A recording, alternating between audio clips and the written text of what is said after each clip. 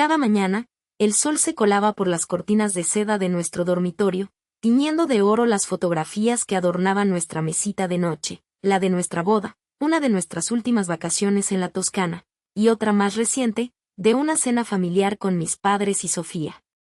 Despertaba sintiendo el peso familiar y reconfortante del brazo de mi esposo rodeándome, su respiración suave en mi cuello. Abría los ojos para encontrarme con su mirada adormilada y una sonrisa que me hacía sentir la mujer más afortunada del mundo. «Buenos días, mi amor», me susurraba, y en su voz había una promesa de otro día perfecto, otro día de esa vida idílica que habíamos construido juntos. Mi corazón rebosaba de gratitud, todo en mi mundo se sentía en su lugar, como piezas ensambladas con precisión divina. El aroma a café recién hecho invadía la cocina mientras él preparaba el desayuno, tostadas con aguacate y mi té favorito. Hablábamos de nuestros planes para el día, a menudo intercalados con risas sobre alguna anécdota tonta de la noche anterior. Mi carrera como arquitecta florecía, cada proyecto era un lienzo en blanco donde podía pintar mis visiones, y mi esposo siempre fue mi mayor animador. «Eres brillante, Cla», me decía, y su apoyo incondicional era el viento bajo mis alas. Habíamos comprado la casa de nuestros sueños, con un jardín donde ya visualizaba a nuestros futuros hijos corriendo, risueños y despreocupados. La vida era un sueño despierto. Los fines de semana eran para la familia. Los domingos, especialmente, eran sagrados en casa de mis padres. Mi madre, Gloria, el pilar de nuestra familia, nos deleitaba con su paella, mientras mi padre, Javier, sonorizaba el ambiente con boleros clásicos. Sofía, mi hermana menor, mi querida Sofía, era mi alma gemela, mi confidente incondicional. Desde niñas, compartíamos todos nuestros secretos, nuestros miedos y nuestros más grandes anhelos. Verla sentada a la mesa, riendo de las bromas de mi esposo, con su cabello rubio bailando mientras conversaba animadamente, llenaba mi pecho de una dicha inexplicable. Mis padres adoraban a mi esposo, y Sofía lo veía como el hermano mayor que nunca tuvo. Las charlas después de la cena se extendían hasta la madrugada, llenas de carcajadas y planes para el futuro, un futuro que imaginábamos juntos, unido por lazos inquebrantables de amor y lealtad. Nunca hubo una sombra, ni el más mínimo atisbo de duda. Cada gesto de cariño de mi esposo, cada palabra de apoyo de Sofía, se sentía real, profundo y sincero. Creía con cada fibra de mi ser que había encontrado la perfección en el amor y en la familia, que mi existencia era una bendición, un jardín florecido donde nada malo podía crecer. La confianza que depositaba en ellos era absoluta, ciega. Y esa ceguera, esa dulce y peligrosa inocencia, era el lienzo perfecto para la inminente devastación. Pero en mi mundo ideal, la felicidad era mi única verdad.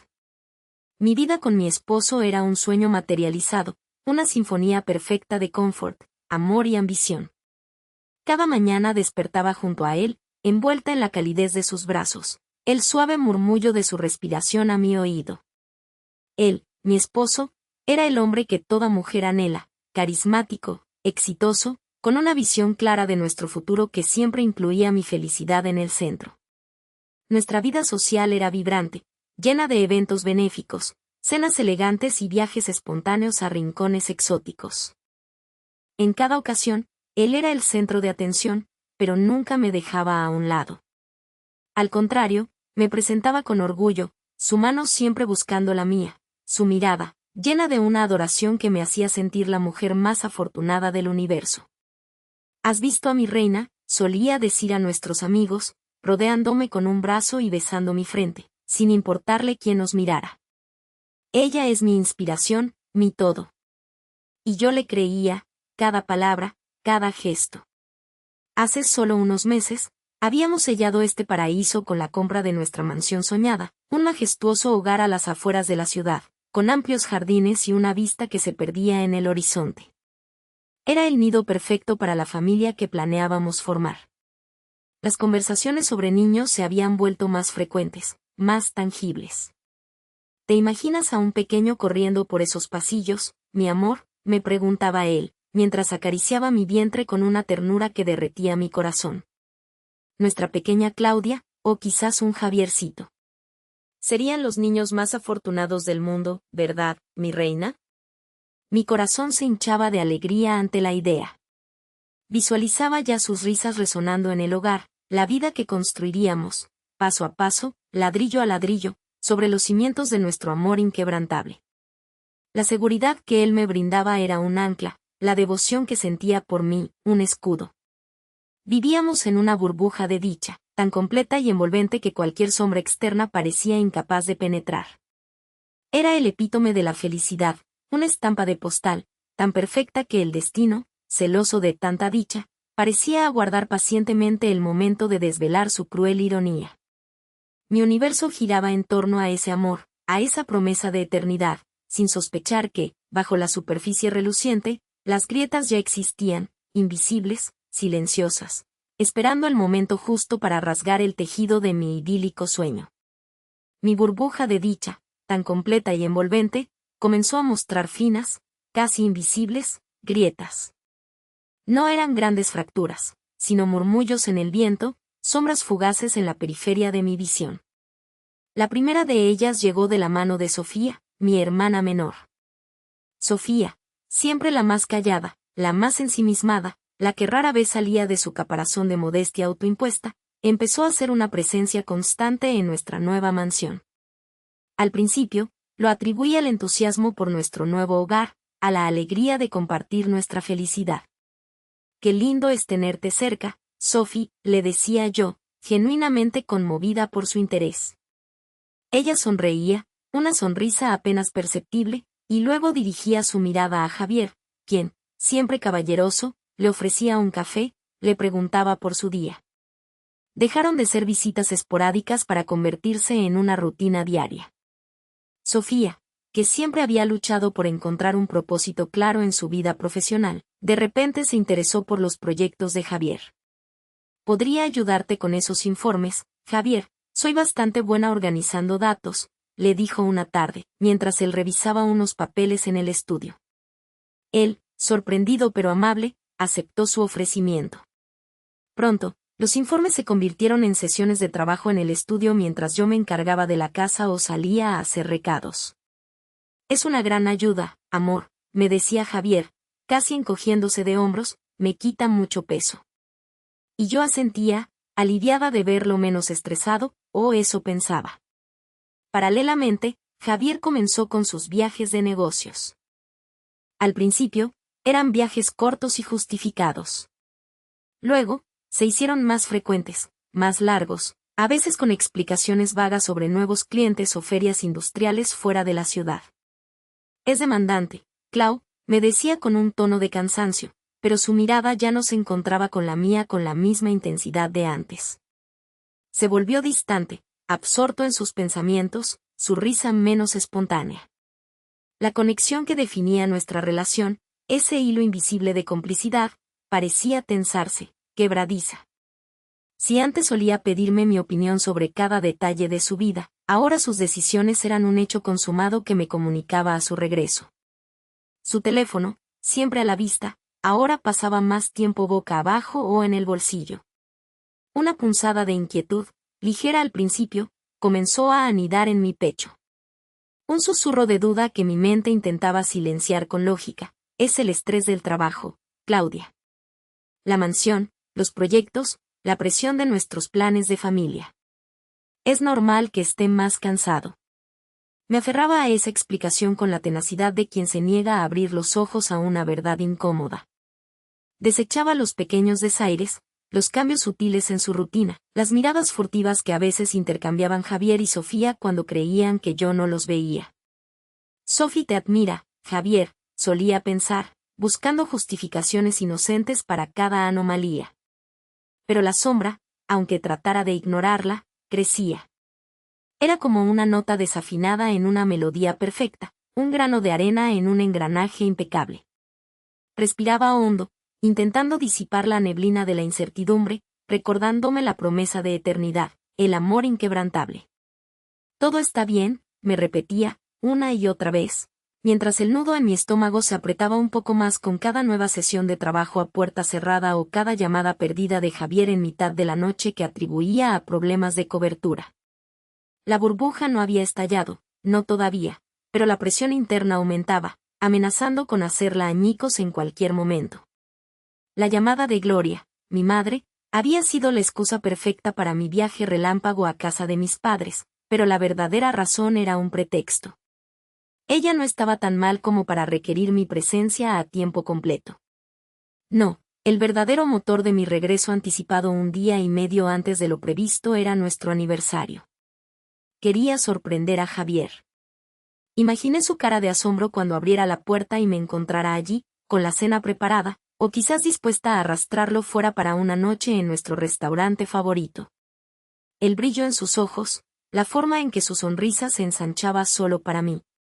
Me había esmerado en ocultar mi itinerario, en fingir que el médico de mamá exigía mi compañía por más tiempo, solo para saborear ese momento. Llegué en un taxi discreto, el corazón latiéndome con la emoción de la cómplice que trama una dulce travesura. La mansión estaba en silencio, una calma que me pareció extraña dado que asumía a Javier en casa, trabajando, como solía hacer. La llave giró suavemente en la cerradura principal. Entré, el eco de mis pasos resonando en el vasto recibidor, la bolsa de viaje deslizándose silenciosamente hasta el suelo. Mi sonrisa se dibujó sola en mis labios al imaginar su reacción. Sorpresa, ensayé en un susurro. El silencio se quebró por un sonido apenas perceptible. Un murmullo. No era el televisor, ni la música. Era más íntimo. Mi instinto se tensó, una hebra de ese mismo presentimiento que había intentado sofocar durante meses.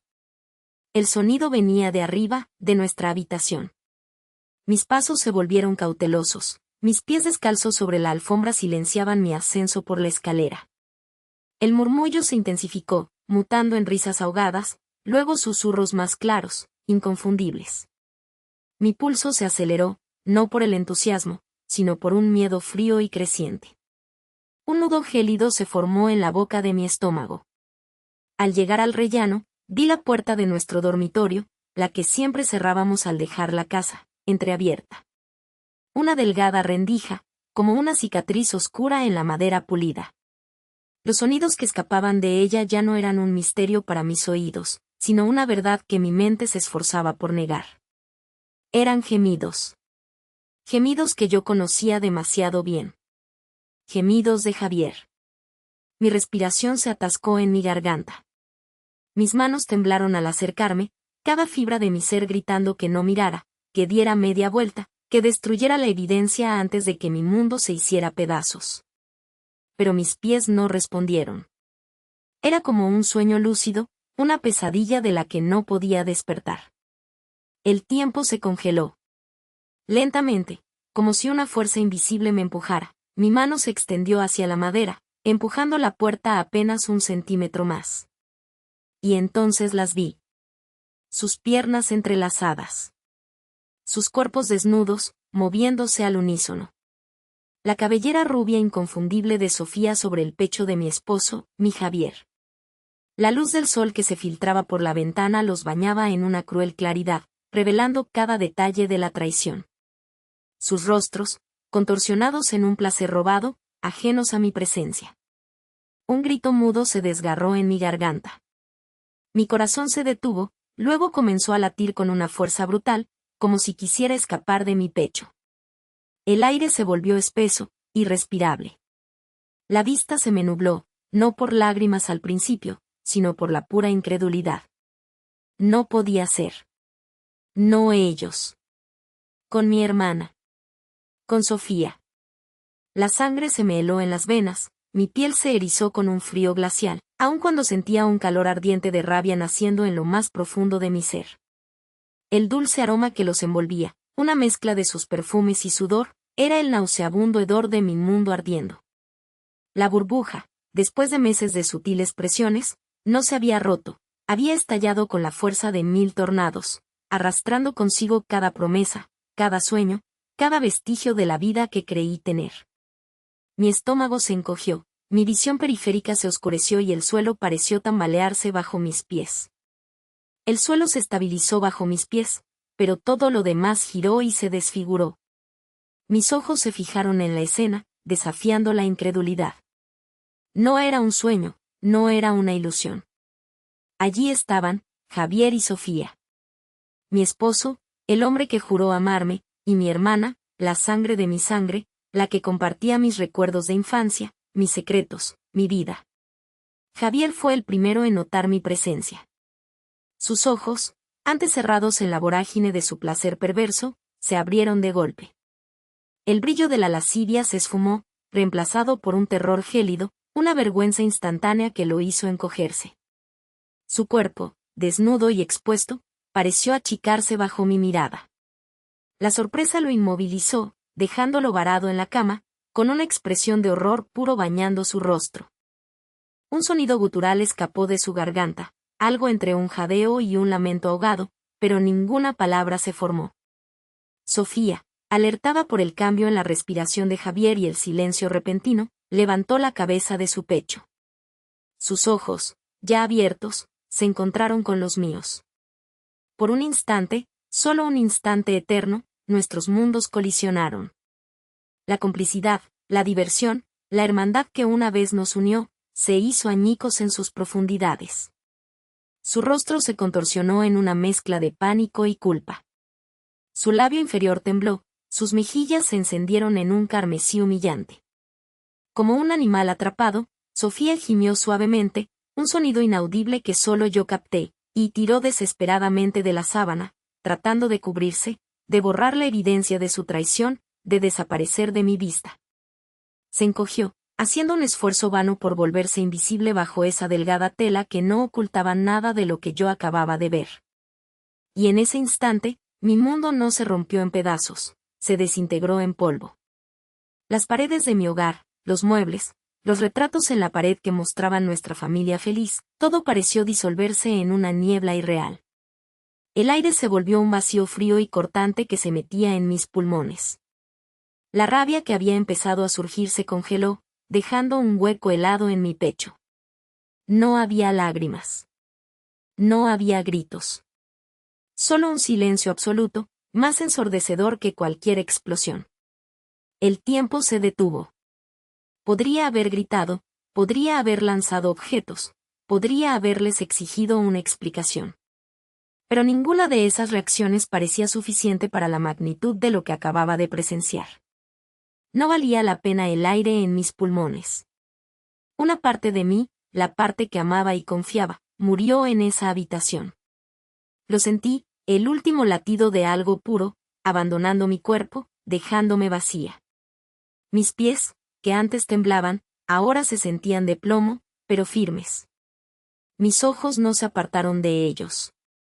No necesitaba palabras. La imagen lo decía todo. La traición, la humillación, la destrucción de cada verdad sobre la que había construido mi vida. Lentamente, metódicamente, respirando apenas, comencé a girar sobre mis talones. No recuerdo haber pensado. Solo seguí un impulso primitivo, una necesidad visceral de alejarme de ese hedor, de esa escena, de esa mentira. Mis pasos fueron lentos, resonando en el silencio abrumador de la casa. Cada zancada era un eco de lo que dejaba atrás, mi corazón, destrozado en 1000 fragmentos, desperdigado por el suelo de nuestra habitación, mi vida perfecta, convertida en escombros, y una fe rota en las personas que más amaba. Salí de la habitación sin una palabra, sin una mirada atrás, arrastrando apenas el peso de mi propio cuerpo, dejando la puerta entornada, una brecha entre lo que fui y lo que, inexplicablemente, tendría que aprender a ser. La mañana siguiente amaneció sin misericordia, arrastrándome de un limbo sin sueños a la pesadilla tangible. Cada rayo de sol que se colaba por las persianas parecía una burla cruel, iluminando la ceniza de lo que había sido mi vida. Mis ojos estaban secos, no había más lágrimas que derramar. Solo una quietud gélida se había instalado en mi interior, más profunda que cualquier pozo. El vacío de la noche anterior se había transformado en una determinación escarchada. No era fuerza en el sentido habitual, sino la energía de la supervivencia, la única forma de moverme sin desintegrarme.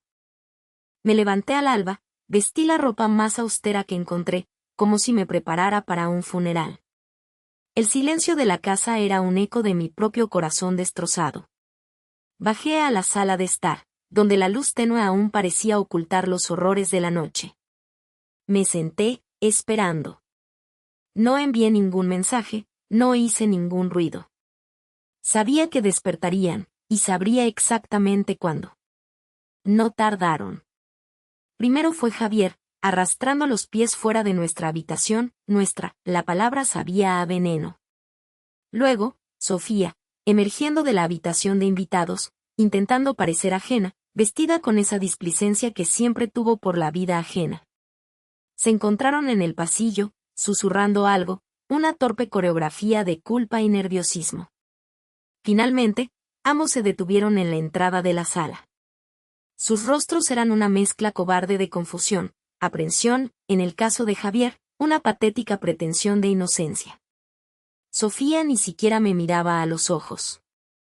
Mi voz, cuando salió, me sorprendió a mí misma por su falta de temblor, por su frialdad cortante. Era como el acero. Sentaos, dije, sin siquiera elevar el tono, solo una orden rotunda. Se miraron, luego obedecieron, como perros asustados, ocupando los sofás opuestos al mío. No hay nada que explicar, les informé, anticipando cualquier intento de manipulación.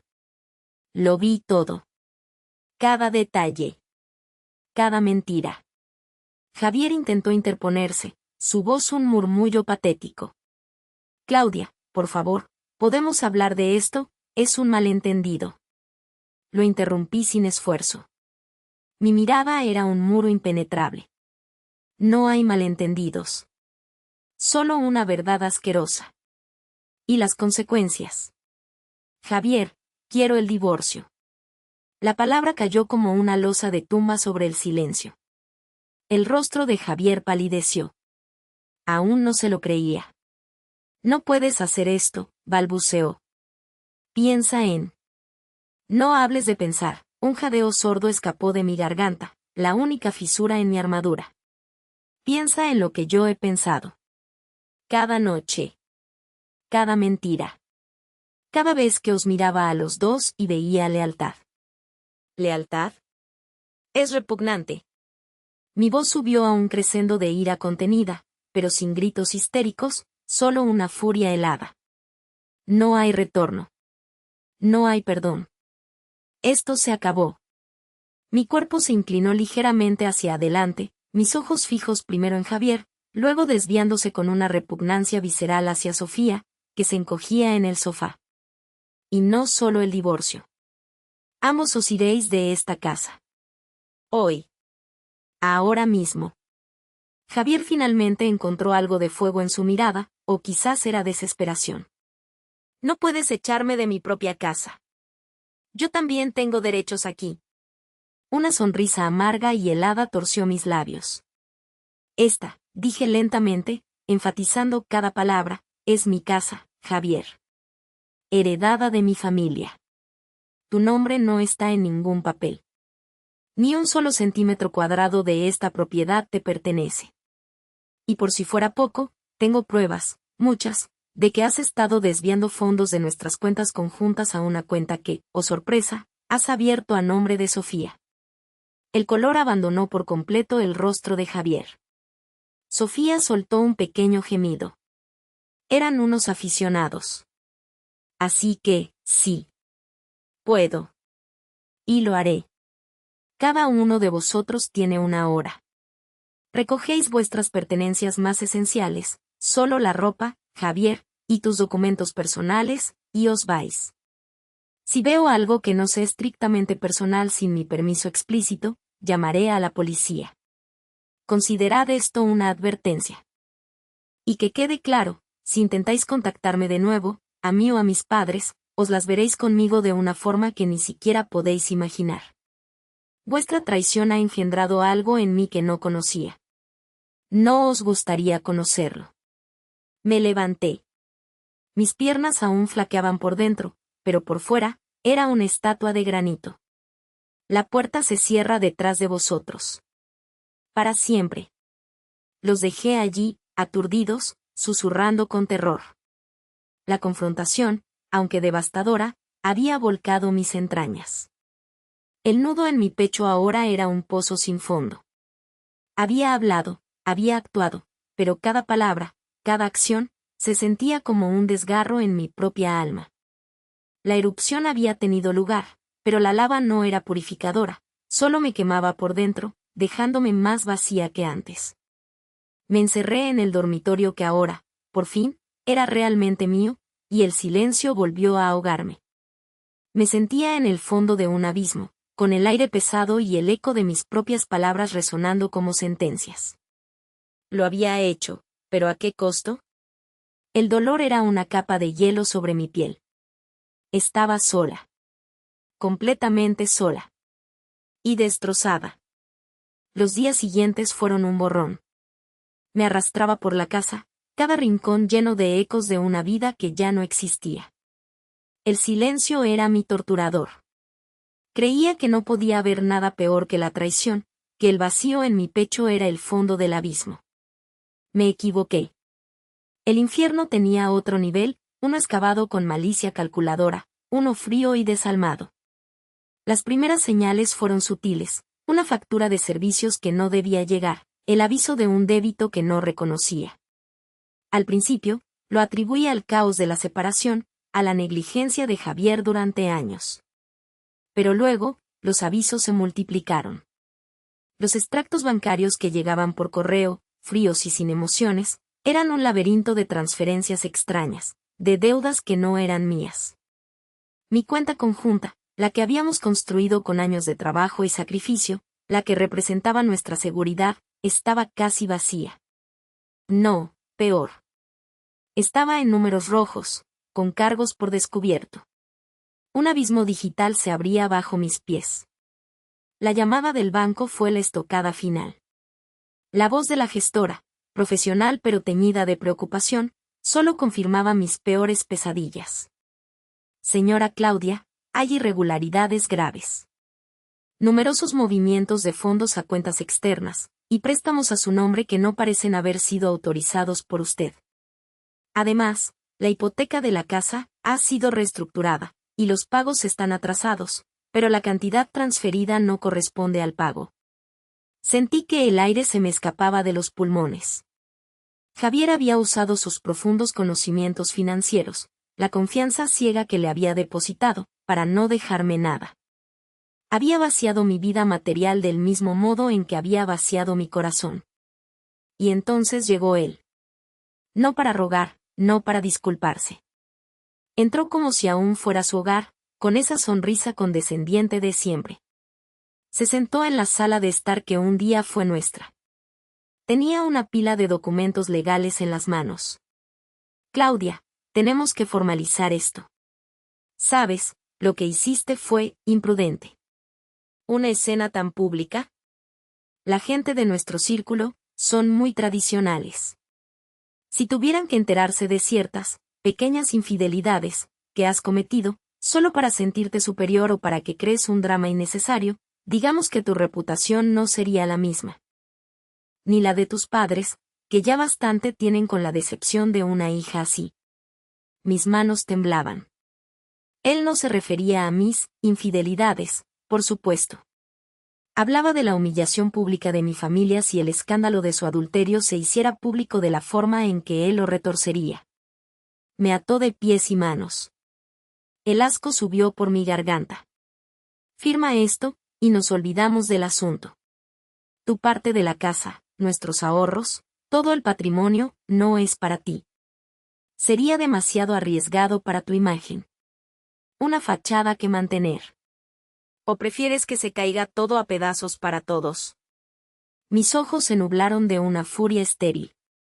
Intenté protestar, decir algo, cualquier cosa. Pero las palabras se ahogaron en una bilis amarga. ¿Qué podía hacer? Arriesgar la reputación de mis padres, que ya sufrían por mi causa, por unos cuantos pesos que probablemente ya no existían. Luchar en un tribunal contra un hombre que había calculado cada paso, cada deuda, cada traición, incluso antes de que yo supiera que mi vida era una farsa. Estaba exhausta. Quebrada. Completamente desarmada. Mi puño de granito se había vuelto arena. Cogí el bolígrafo. Cada trazo en aquellas hojas de papel me pareció arrancar un trozo de mi piel, de mi alma. Firmé el acuse de recibo de mi propia pobreza. No solo me había quitado mi marido, mi hermana, mi hogar. Ahora me quitaba mi futuro. Me quitaba el aire. Cuando se fue, con una última mirada de triunfo que me quemó la retina, el silencio de la casa ya no era solo ahogador. Era ensordecedor. Un grito mudo rasgaba mis entrañas, un aullido de desesperación que nadie escucharía. El nudo en mi pecho había explotado, dejando un agujero negro que devoraba todo. No había lágrimas. Solo una sequedad absoluta en mi garganta, en mis ojos. No era solo el dolor. Era la aniquilación. Estaba en el fondo, arrastrándome por el lodo de la desesperación. Javier no solo me había engañado, me había despojado de todo. De la dignidad. De la economía. De la esperanza. Estaba a la deriva en un océano de deudas, solo con la ropa puesta y el recuerdo abrumador de una traición insondable. El eco de la puerta al cerrarse resonó en mi pecho vacío como un estruendo inhumano. No era solo un sonido, era el de mi vida partiéndose en 1000 pedazos. Pasé los siguientes días sumergida en esa agonía, un zombi vagando por un hogar que ya no era mío, contaminado por las risas que escuchaba en sueños, por las mentiras que me asfixiaban. No comía, apenas dormía. Cada sombra era un recordatorio lacerante de lo que había perdido. Fue cuestión de horas antes de que mi dolor se viera eclipsado por la implacable urgencia de la reputación social. Mis padres, Javier y Gloria, no tardaron en aparecer. Sus rostros no mostraban consuelo, sino la apremiante necesidad de apagar un fuego que amenazaba su honor. Claudia, hija, empezó mi padre, Javier, su voz grave, sin rastro de calidez. Sus ojos evitaban los míos, fijos en el abismo de chismes que se abría. Esto es inaceptable. La gente ya habla. Mi madre, Gloria, asintió con ansiedad. Tu padre tiene razón. Nadie entiende por qué estás armando este escándalo. Tu ex esposo, Javier, está devastado. Sofía no come. Él dice que estás histérica, que eres ingrata con todo lo que te dio. La bilis amarga subió por mi garganta. ¿Devastado de qué? Él me engañó, madre. Con Sofía. Me dejó en la calle. Mi padre se enderezó, su expresión dura. Pero, Claudia, ¿no crees que tu reacción ha sido un poco desmedida? Los errores se perdonan. Piensa en la familia. ¿Quieres que los Fuentes sean el hazmerreír por el fracaso de su hija? ¿El fracaso de su hija? La frase resonó como una cachetada. No era el fracaso de mi ex esposo mentiroso, ni de mi hermana traidora. Era el mío. Mi madre se acercó, su voz bajando a un susurro lleno de falsa piedad que me quemaba. Claudia, sé que duele, pero la imagen pública es todo. Él insiste en que todo fue un malentendido, que tú estás perdiendo la razón. ¿De verdad quieres que nuestro nombre se arrastre por el fango? Las mentiras de mi ex esposo, Javier, se habían esparcido como una plaga, envenenando cada oído. El teléfono, mi única conexión, se volvió inerte. Mis viejas amigas, esas que prometieron estar para siempre, se volvieron sombras. Mensajes sin responder. Llamadas rechazadas. Cafés pospuestos con excusas tan frágiles que se desmoronaban. Algunas, las más osadas, incluso se atrevieron a confrontarme con miradas de juicio puro. Claudia, ¿cómo pudiste destruir tu familia? Javier es un hombre tan bueno. Él está sufriendo por ti. Me espetó Patricia, mi amiga de la infancia, un día que me topé con ella. La traición ya no era solo un cuchillo, era un veneno que corría por mis venas. Ver a mis propios padres ponerse del lado de mis verdugos por el miedo al que dirán, me destrozó lo último que quedaba. No solo creían las mentiras, las alimentaban. Me convertí en la paria, la loca, la ingrata. La que destruyó el matrimonio. El mundo se había vuelto un páramo hostil. Estaba sola. Completamente sola. Mi familia me había repudiado. Mis amigos me habían abandonado. Y la sociedad me había condenado. La desesperación era un manto pesado que me asfixiaba, pero en lo más profundo de ese abismo, una chispa minúscula, congelada y afilada, empezaba a formarse. El inicio de algo gélido, letal. El veneno de la traición me había consumido, pero no me había matado. Solo me había transformado en un arma. Aún era solo dolor. Pero un dolor que, sabía, no podía ser soportado sin una dirección. La sentencia de divorcio fue un eco hueco en mi cabeza. Javier había movido sus hilos con la misma pericia con la que manejaba sus infidelidades. La casa, el que había sido nuestro hogar, se esfumó entre papeleos y argucias legales. Mis ahorros, mermados por las batallas judiciales y el coste de una vida que ya no me pertenecía, se evaporaron. No era solo la pérdida material, era la confirmación de mi vulnerabilidad, de lo fácil que era derrumbar la vida de una mujer cuando el hombre que decía amarla, tenía todo el poder. Me vi obligada a desprenderme de todo aquello que aún me ataba a la farsa de mi antigua vida. Las joyas que Javier me había regalado, cada una con la carga de una mentira, los vestidos de diseñador que ahora se sentían como disfraces, incluso los muebles con los que habíamos elegido decorar ese hogar que era el suyo, y no el mío. Con cada objeto vendido, sentía como una parte de mí se desprendía, no solo del recuerdo, sino de la última pizca de dignidad. El collar de perlas que mi abuela me dio para mi boda fue lo último. Lo tuve en la mano, su peso tan diferente ahora, ya no era amor, sino el pesado yugo de la miseria. Lo vendí por una fracción de su valor real, y la transacción fue como escupir sobre mi propia alma.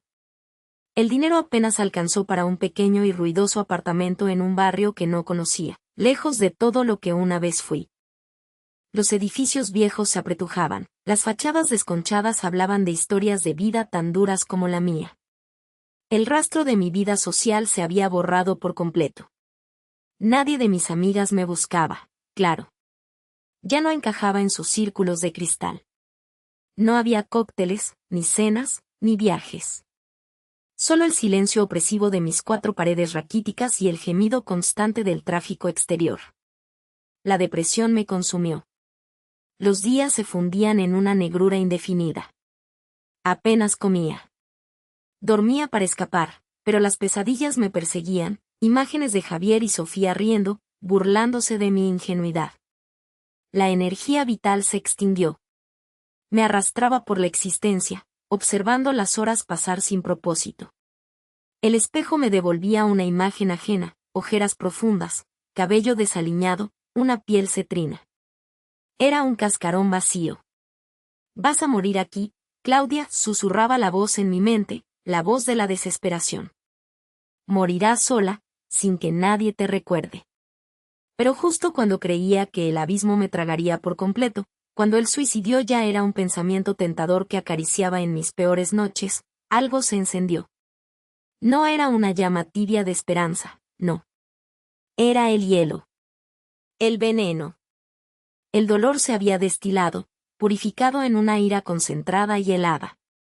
Dejé de ser una víctima para pasar a ser una observadora de mi propia miseria, y en esa observación, germinó una idea. No podía morir así, no podía dejarlos ganar. No después de todo lo que habían hecho. Mi familia, mis amigos, mi ex esposo, mi hermana. Todos ellos habían jugado un papel, y todos ellos pagarían. El sentimiento ya no era una chispa, era un gélido plan que se empezaba a formar en mi mente vacía. Era la única razón para seguir respirando.